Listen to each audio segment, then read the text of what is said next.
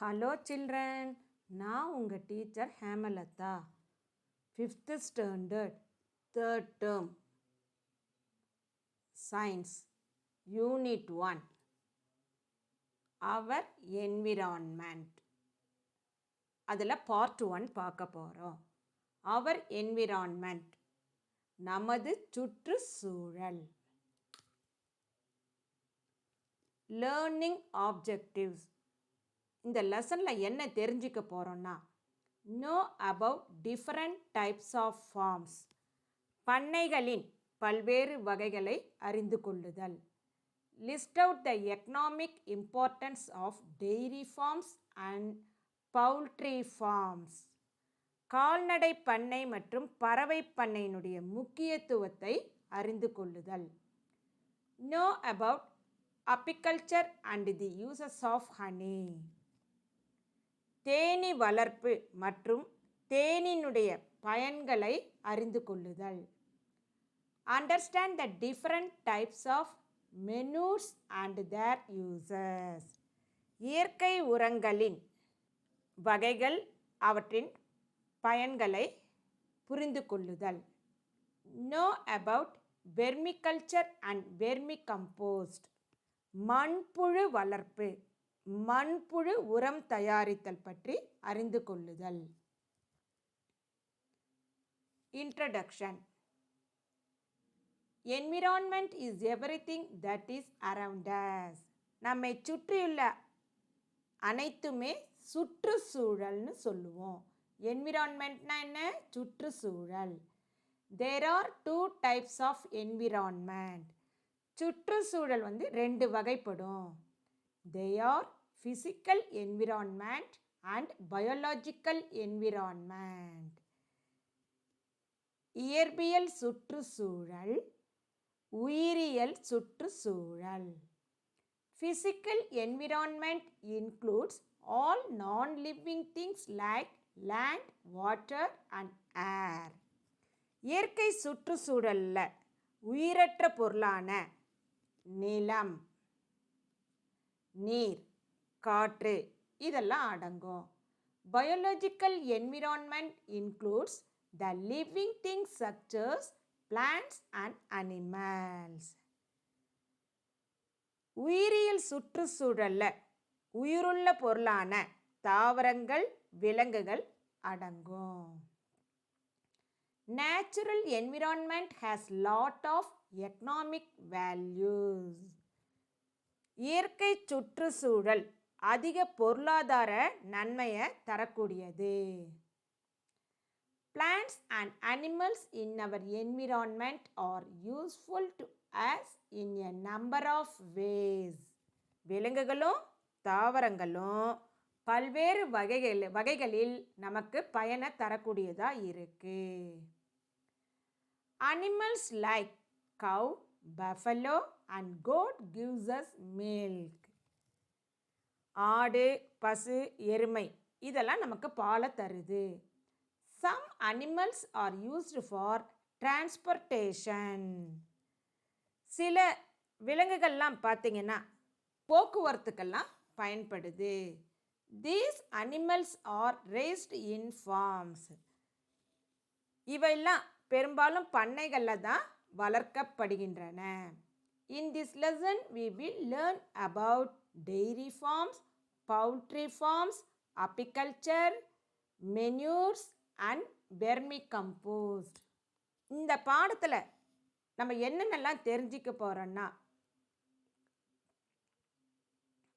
கால்நடை பண்ணைகள், poultry forms பறவை பண்ணைகள், அப்பிகல்ச்சர் தேனீ வளர்ப்பு, மென்யூர்ஸ் அண்ட் வெர்மி கம்போஸ்ட் அப்படின்னா இயற்கை உரம் மற்றும் மண்புழு உரம் ஆகியவற்றை பற்றி தெரிஞ்சுக்க போகிறோம். ஃபார்ம்ஸ் அப்படின்னா பண்ணைகள். Farming is the activity of growing crops and raising livestock. பண்ணை வளர்ப்பு அப்படின்னா தாவரங்கள், விலங்குகள் வளர்க்கும் முறைதான் பண்ணை வளர்ப்பு. It is a part of agriculture. இது விவசாயத்தினுடைய ஒரு பகுதி. Agriculture is the cultivation of land and breeding of animals and plants to provide food, fiber, woods, and medicinal plants to sustain and enhance life. நிலத்தை பண்படுத்துறது மற்றும் மனித வாழ்க்கைக்கு ஆதாரமளித்து அதனை மேம்படுத்தக்கூடிய வகையில் உணவு, இழைகள், மரக்கட்டை, மருந்து ஆகியவற்றை கொடுப்பதற்காக தாவரங்களையும் விலங்குகளையும் வளர்த்தல், இதுவே விவசாயம்னு சொல்கிறோம். But farming is more profitable than agriculture. இந்த பண்ணை வளர்ப்பு இந்த விவசாயத்தை காட்டிலும் லாபகரமான ஒன்று, லாபம் தரக்கூடியது. So it is done on a commercial scale. எனவே இந்த காலத்தில் பண்ணை வளர்ப்பு வியாபார ரீதியாக மேற்கொள்ளப்படுகின்றது. An area of land with fields and buildings that is devoted primarily to growing crops or raising domestic animals or both as a business is called farm. வணிக நோக்கில் பயிர் சாகுபடி செய்வதற்காக அல்லது இந்த விலங்குகளை வளர்ப்பதற்காக இந்த ரெண்டுக்கும் பயன்படுத்தக்கூடிய விளைநிலம் அப்புறம் அந்த கட்டடங்கள் உள்ளடக்கியது தான் நிலப்பரப்பு இருக்குதுன்னு உள்ளடக்கிய நிலப்பரப்பே பண்ணைன்னு சொல்கிறோம். நிலம் மற்றும் கட்டடங்களை உள்ளடக்கிய நிலப்பரப்பு தான் பண்ணைன்னு சொல்கிறோம். ஃபார்ம்னா பண்ணை. Large scale farms grow 1 or 2 major crops or animals. பெரிய அளவிலான பண்ணைகளில் ஒரு குறிப்பிட்ட வகை விலங்கு அல்லது பயிர்கள் மட்டும் வளர்க்கப்படுது. Middle sized and small sized farms grow different types of crops and animals. ஆனால் நடுத்தரமான இல்லைன்னா சிறிய வகையான பண்ணைகளில் பல்வேறு வகையான பயிர்களும் விலங்குகளும் வளர்க்கப்படுகிறது. அடுத்தது நம்ம பார்க்க போகிறது டெய்ரி ஃபார்ம். டெய்ரி ஃபார்ம் அப்படின்னா பால் பண்ணைன்னு சொல்லுவோம்.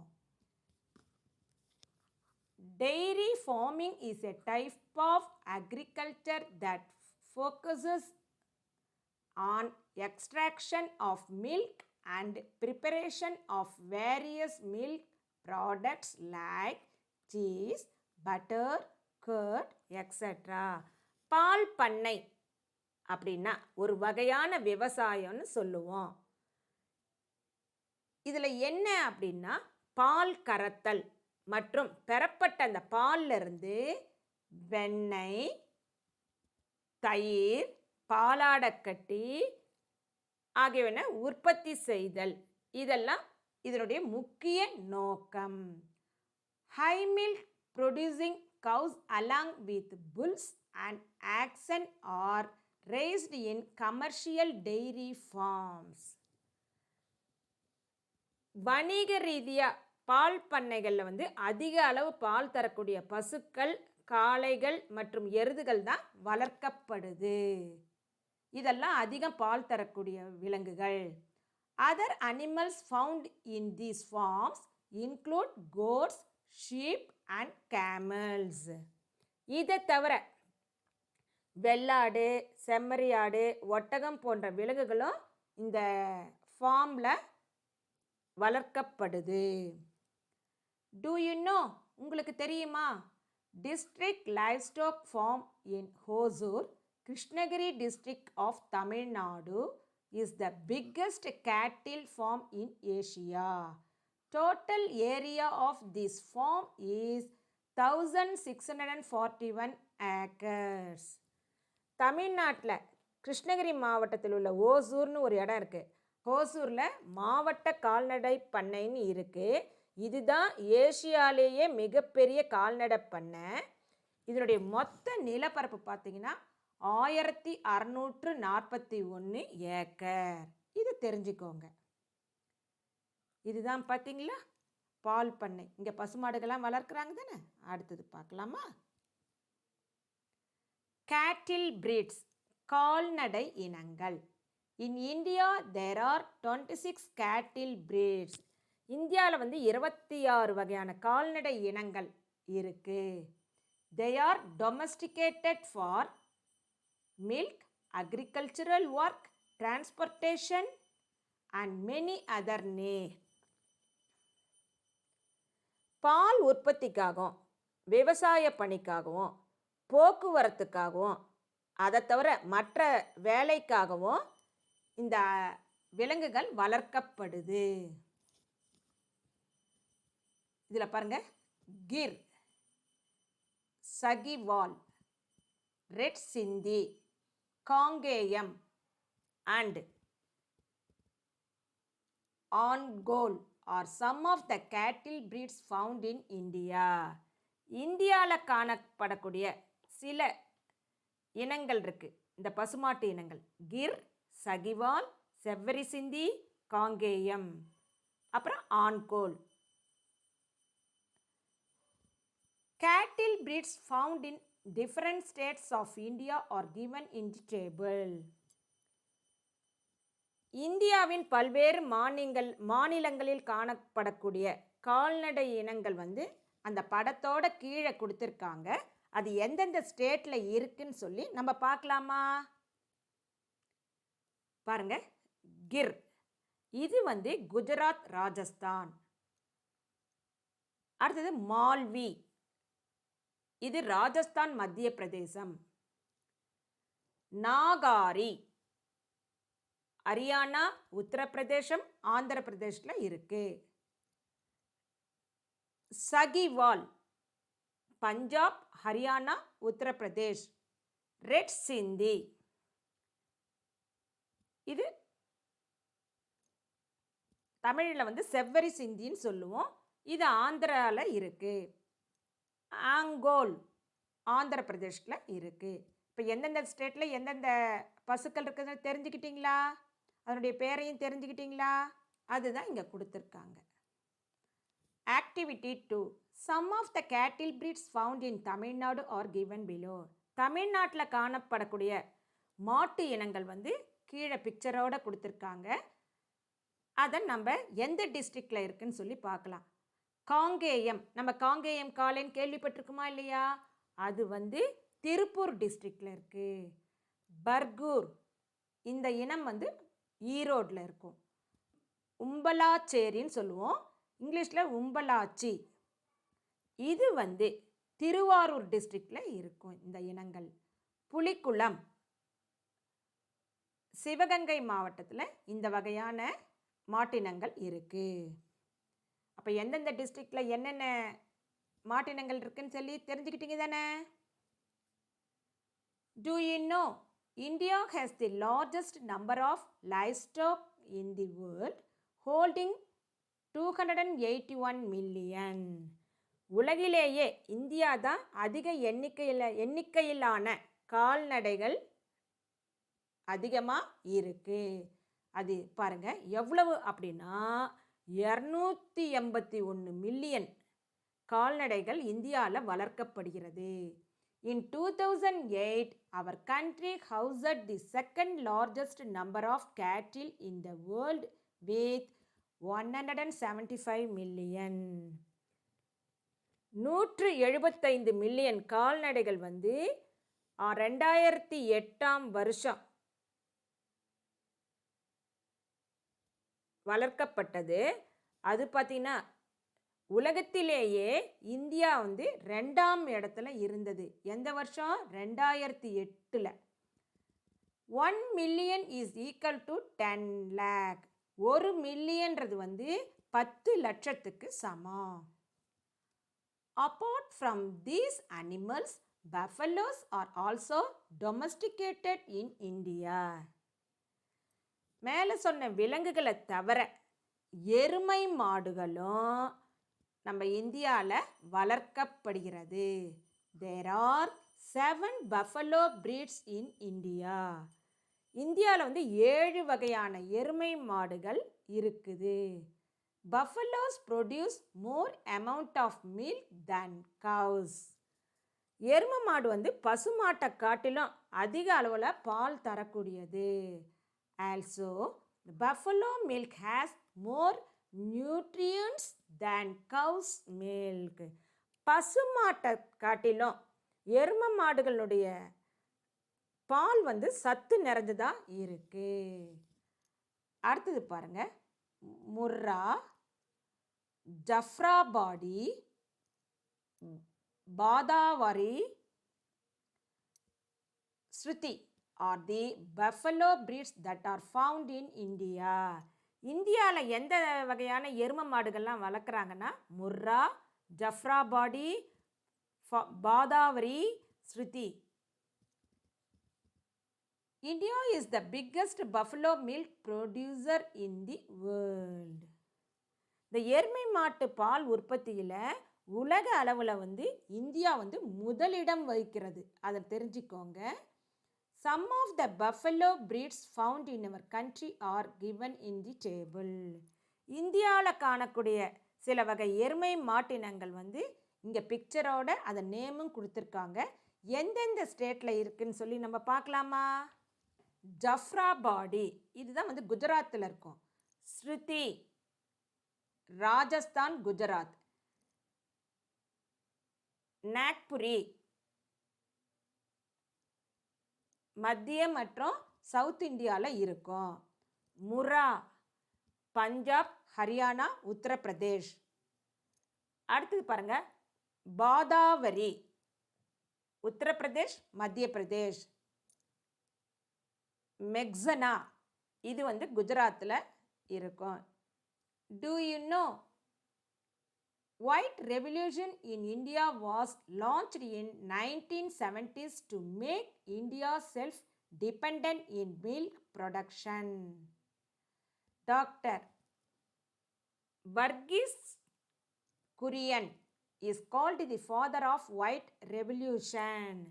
பால் உற்பத்தியில் தன்னிறைவு அடைவதற்காக 1970 இந்தியாவில் வந்து வெண்மை புரட்சின்னு ஒன்று ஆரம்பித்தாங்க. அது யாரால் ஆரம்பித்தாங்கன்னா டாக்டர் வர்கீஸ். அதனால் இவரை வெண்மை புரட்சியினுடைய தந்தைன்னு சொல்லுவோம். இங்கிலீஷில் என்ன சொல்லுவோம்? ஃபாதர் ஆஃப் ஒயிட் ரெவல்யூஷன் சொல்லுவோம். வெண்மை புரட்சியின் தந்தை. அடுத்தது ஃபீடிங், உணவூட்டம். பாருங்க, cattle need nutritious feed in order to be healthy and to produce high milk yield. The cattle feed includes roughage and concentrates. ஆரோக்கியமாக இருக்கிறதுக்கும் நல்லா பால் கொடுக்கவும் கால்நடைகளுக்கு வந்து சத்தான உணவு தேவைப்படுது. The roughage contains high amount of fiber and includes fodder, hay, straw and silage. இந்த சக்கையில் வந்து அதிக அளவு நார்ச்சத்து இருக்குது. அதை தவிர கால்நடை தீவனம், வைக்கோல், பதப்படுத்தப்பட்ட பசுந்தீவனம் இதெல்லாம் இதில் அடங்கும். Concentrates include broken grams, cereals, millets, rice polish, cotton seeds and oil cakes. இந்த சத்து நிறைஞ்ச உணவுகளில் வந்து குருணைன்னு சொல்லுவோம், உடைக்கப்பட்ட தானியம், அப்புறம் தினை, தீட்டப்பட்ட அரிசி, பருத்தி விதைகள், அப்புறம் புண்ணாக்கு இதெல்லாம் வந்து நல்ல சத்தான உணவுகளில் அடங்கும். Apart from these feed, cattle need an adequate amount of fresh water. இதை தவிர இந்த உணவு கொடுக்குறது தானே சத்தான உணவு, அதை தவிர தூய்மையான குடிநீரும் கால்நடைகளுக்கு ரொம்ப அவசியம். டிசீசஸ், நோய்கள். Foot and mouth disease and anthrax are some of the common diseases found among cattle. பாதத்துலேயும் வாய் சம்மந்தப்பட்ட நோய்கள் வரும். அப்புறம் ஆந்த்ராக்ஸ்ன ஒரு நோய் வந்து பொதுவாக கால்நடைகளுக்கு பரவக்கூடியது. Maintaining proper sanitation is necessary to stop the spread of these diseases. இந்த நோய் பரவாமல் தடுக்கணும்னா அவற்றுக்கு அந்த தங்கக்கூடிய இருப்பிடம் இருக்குது தானே, அதை சுத்தமாக வச்சுக்கணும். Timely vaccination can prevent most of the diseases. சரியான காலத்தில் அந்த கால்நடைகளுக்கு தடுப்பூசி போடணும். அதன் மூலமாக பெரும்பாலான நோய்கள் வராமல் தடுக்கலாம். Veterinary medicine deals with the prevention, diagnosis and treatment of disease, disorder and injury for domestic and non-domestic animal. கால்நடைகளில் தோன்றக்கூடிய நோய்கள், குறைபாடு, அப்புறம் காயங்களை தடுப்பது, அப்புறம் இந்த காயம் ஏற்பட்டால் அது எங்கே இருக்குன்னு கண்டறியறது, அதுக்கு சிகிச்சை அளிக்கிறது ஆகியவை இந்த கால்நடை மருத்துவம் மூலமாக மேற்கொள்ளப்படுகின்றது.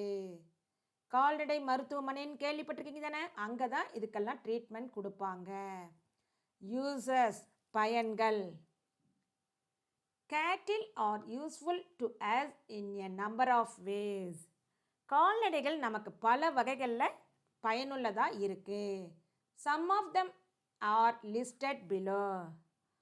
என்னென்ன பயன் தருதுன்னு சொல்லி இங்கே கீழே கொடுத்துருக்காங்க, அதை நம்ம பார்க்கலாமா? We get milk from cows. பசு நமக்கு பாலை தருது. Cows milk contains essential minerals needed for us.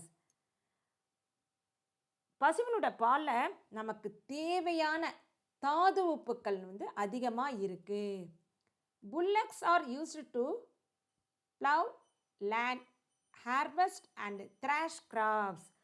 எருதுகள் இருக்குது தானே, காளமாடு, அது நிலத்தை உழுவதற்கும் அறுவடை செய்யும் போதும் போர் அடிக்கவும் பயன்படுது. கேட்டில் ஆர் எம்ப்ளாய்ட் இன் டிரான்ஸ்போர்ட்டேஷன். கால்நடைகள் போக்குவரத்துக்கு பயன்படுத்தப்படுகிறது. கேட்டில் tongue is used as manure. மாட்டுச்சாணம் ஒரு சிறந்த இயற்கை உரம். It is also used as fuel and for generation of biogas.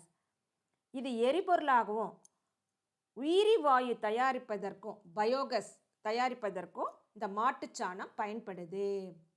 Panchagavya is an Ayurvedic medicine used in agriculture to control pest and fungi. பஞ்சகவ்யன்னு ஒரு ஆயுர்வேத மருந்து. இது பூச்சிகளையும் அதில் ஏற்படக்கூடிய பூஞ்சைகளையும் கட்டுப்படுத்துவதற்காக விவசாயத்தில் பயன்படுத்தக்கூடியது. It is a mixture of dung and urine of cows, fresh milk, curd, jaggery and ghee.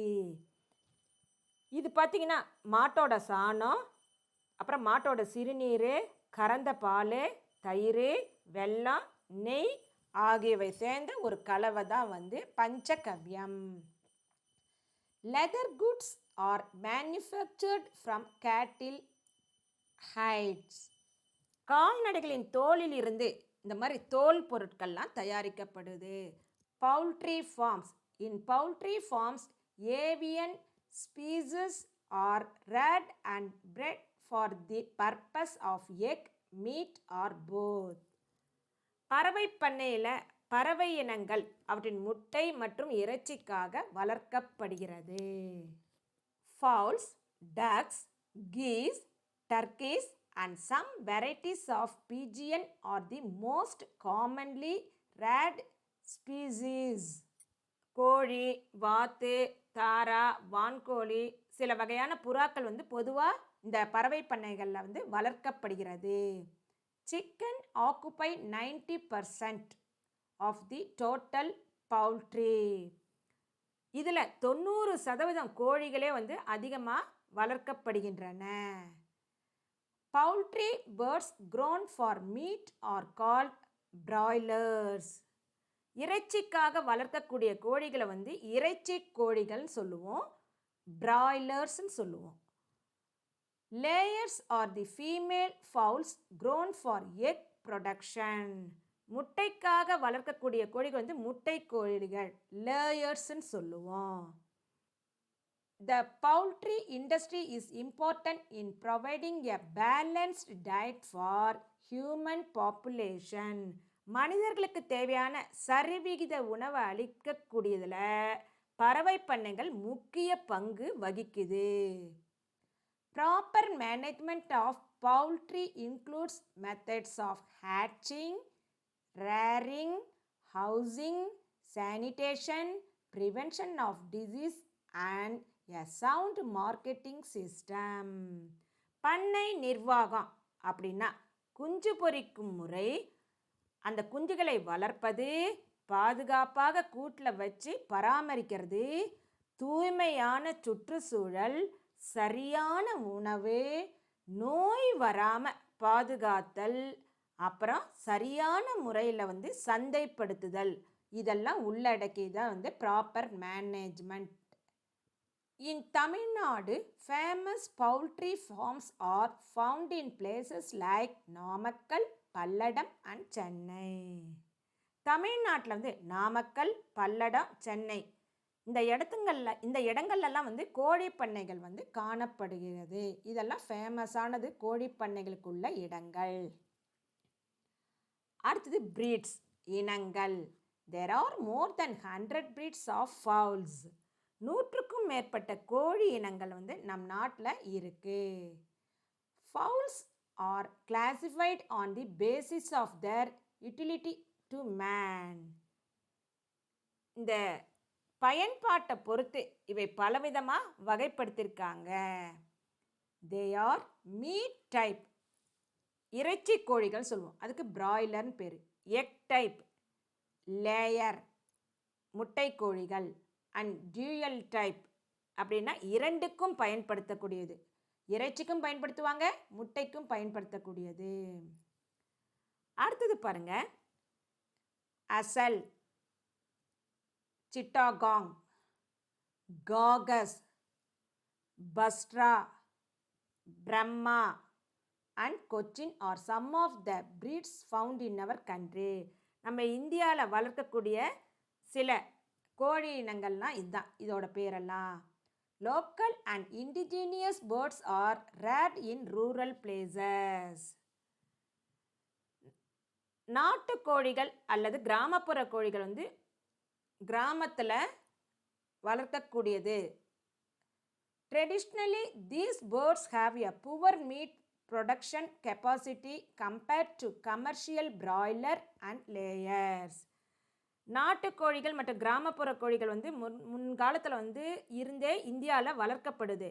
இது பார்த்திங்கன்னா வியாபார நோக்கில் வளர்க்கப்படும் இறைச்சி கோழிகள் அல்லது இறைச்சி கோழிகள் மற்றும் முட்டை கோழிகளை விட இந்த கிராமப்புறத்தில் வளர்க்கக்கூடிய கோழியினுடைய இறைச்சியின் அளவு ரொம்ப கம்மியாகவே இருக்கும். But meat and egg from this type of poultry is better than other commercial poultry. ஆனாலும் இந்த கோழிகளுடைய இறைச்சி அப்புறம் முட்டையினுடைய தரம் வியாபார நோக்கில் வளர்க்கப்படும் அந்த பாய்லர் கோழி இருக்குதுன்னு அதை காட்டிலும் தரத்தில் அதிகமாக இருக்கும். இது நல்ல தரமுடையதாக இருக்கும் இந்த கிராமப்புறத்தில் வளர்க்கக்கூடிய கோழிகள். India ranks 5th in poultry production in the world. கோழி வளர்ப்பில் இந்தியா இந்த உலகத்திலேயே 5வது இடத்துல இருக்கு. White leghorn is the most egg yielding breed in the world. வெள்ளை லெக்கான்னு சொல்லுவோம், அந்த கோழி தான் உலகிலேயே அதிக அளவில் முட்டையிடும் கோழிகள் ஆகுமா. இப்போ இங்கே நிறைய கோழி இனங்கள் கொடுத்துருக்காங்க, அதை பேரை தெரிஞ்சிக்கலாமா? பாருங்கள், காகஸ், கொச்சின், பிரம்மா, பிராய்லர், சிட்டகாங், ஃப்ளைமோத், அசல், கடக்நாத். இத்தனை பயனை தரக்கூடிய இந்த கோழிகளுக்கு சத்தான உணவு கொடுக்கணும் தானே, அதுக்கு என்ன சொல்லுவோம்? ஃபீடிங், உணவு ஊட்டம். Poultry birds need proteins, carbohydrates, fats, minerals and vitamins for egg and meat production. முட்டை இடுறதுக்கும் சத்து நிறைந்த இறைச்சி தருவதற்கும் இந்த பண்ணை பறவைகளுக்கு சத்து நிறைந்த என்னென்ன சத்துனா புரதம், கார்போஹைட்ரேட், தாது உப்புக்கள், கொழுப்புச்சத்து, விட்டமின்கள் அந்த உணவு தேவை. அது எதுலேருந்து கிடைக்குதுன்னா bajra, barley, maize, wheat, rice bran, jowar, oil cake, fish meal, bread and green residues of vegetables are the feed given to the poultry birds. இந்த சத்து நிறைந்த உணவு எந்தெந்த உணவில் கிடைக்குதுன்னா கம்பு, சோளம், திணை, அரிசி, கோதுமை, புண்ணாக்கு, மீன் உணவு, ரொட்டி, பச்சை காய்கறிகள் இதுலேருந்து தான் மேலே சொன்ன சத்துக்கள்லாம் இருக்கிறதுனால கோழிகளுக்கு இது உணவாக கொடுக்குறாங்க. பவுல்ட்ரி ப்ராடக்ட்ஸ் பண்ணை பறவைகளிலிருந்து கிடைக்கும் பொருட்கள். Poultry birds benefit us in many ways. பண்ணைகளில் வளர்க்கக்கூடிய பறவைகள் நமக்கு பல விதத்தில் பயன் தரக்கூடியதாக இருக்குது. Egg, meat and manure are the 3 main benefits we get from them. முட்டை, இறைச்சி, உரம் ஆகியவை இவற்றிலிருந்து கிடைக்கக்கூடிய முக்கியமான பொருட்கள் தான் இந்த பண்ணை பறவையிலிருந்து கிடைக்கக்கூடிய பொருட்கள். Poultry birds are good source of nutritive food. பண்ணையிலேருந்து வளர்க்கக்கூடிய பறவைகளுடைய நல்ல சத்தான உணவு ஆதாரமாக இருக்குது, நல்ல சத்தான உணவாக இருக்குது. Eggs laid by them are rich source of protein. These are easily digestible. They contain minerals like calcium, potassium and iron, vitamins and moderate amount of fat. இந்த கோழிகள் இடக்கூடிய முட்டைகள் அதிக புரதச்சத்து இருக்குது. இது எளிதில் செரிமானம் அடையக்கூடியது இதை சாப்பிட்டா. இதனால் நமக்கு தேவையான தாது உப்புக்களான கால்சியம், பொட்டாசியம், இரும்புச்சத்து, தாது உப்புக்கள், சிறிதளவு கொழுப்பும் அடங்கியிருக்கு. எதில்? எக்ஸில். Their feathers are used for making pillows and quilts. இதனோட பறவைகளுடைய இறகுகள் இருக்குது தானே, அந்த இறகுகளை அந்த தலகாணியில் அடைக்கிறதுக்கும் குளிர்கால மெத்தைகள் தயாரிக்கிறதுக்கும் பயன்படுத்துகிறாங்க. Dropping of the poultry birds is used as manure. இதனோட கழிவுகள் நல்ல உரமாக பயன்படுத்தப்படுகிறது. It is highly valuable for crops. பயிர்களுக்கு அதிக அளவுக்கு இந்த உரம் பயன்படக்கூடியதாக இருக்குது. Do you know egg contains minerals like calcium, phosphorus and sodium and vitamins like B1, B2 and D. Nutritious content of egg is water 66%, protein 21%, fat 9% and mineral 3.5%. இதை நீங்கள் தெரிஞ்சுக்கோங்க. முட்டையில் கால்சியம், பாஸ்பரஸு, சோடியம் போன்ற தாது உப்புக்களும் இந்த விட்டமின்களில் எது இருக்குன்னா B1, B2, D இதெல்லாம் அடங்கியிருக்கு. முட்டையில் காணப்படக்கூடிய சத்துக்கள் எவ்வளோ சதவீதம் இருக்குன்னா வாட்டர் 66%, புரோட்டீன் 21%, ஃபேட் கொழுப்பு 9%, தாது உப்புக்கள் 3.5% இருக்குது. Poultry diseases. பண்ணை பறவைகளில் தோன்றும் நோய்கள். If poultry animals are not cared or fed properly, they suffer from a number of diseases. இந்த பண்ணை பறவைகளை முறையாக பராமரிக்கலைன்னா இல்லைன்னா அதை சரியாக அதுங்களுக்கு உணவு கொடுக்காம இருந்துட்டாலோ பலவிதமான நோய்கள்னால அந்த பறவைகள் பாதிக்கக்கூடும். Poultry birds affected by virus suffer from fever and diarrhea. Virus கிருமியினால் தாக்கக்கூடிய இந்த பறவைகளுக்கு காய்ச்சலும் வயிற்றுப்போக்கும் ஏற்படும். Fowl cholera is caused in them by bacteria. பறவை காலரா நோய் பாக்டீரியாக்கள் மூலமாக இந்த நோய் இந்த பறவைகளுக்கு வரும்.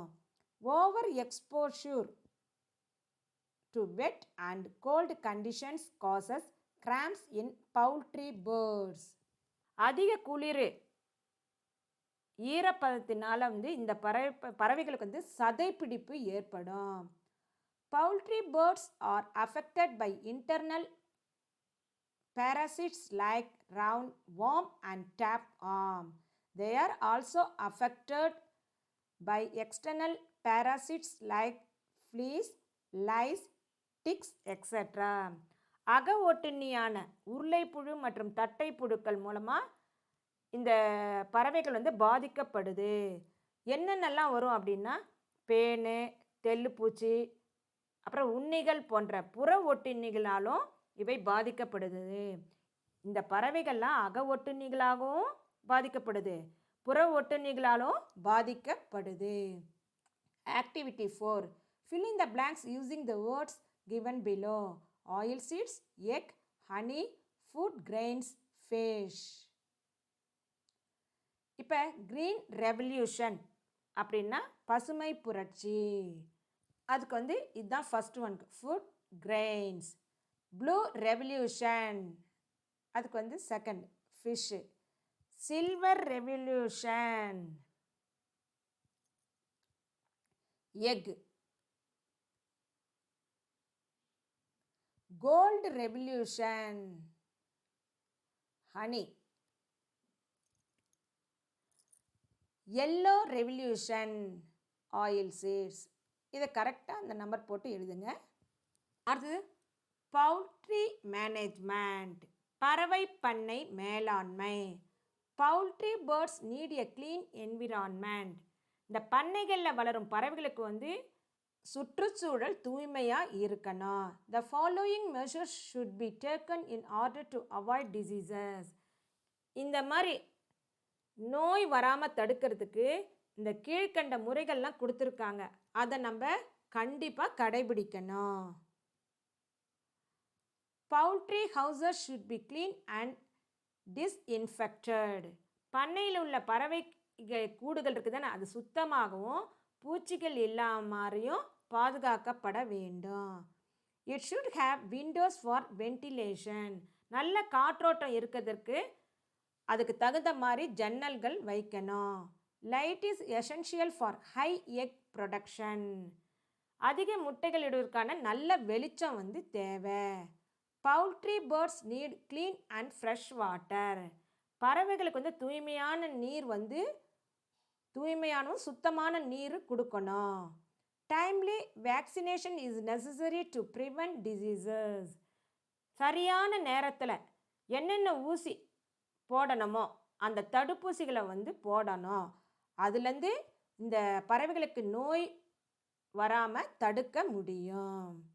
இதோட இந்த பார்ட் 1 கிளாஸ் முடிஞ்சது. இதனோட கண்டினியூஷனை பார்ட் 2ல் பார்க்கலாம். Thank you, children.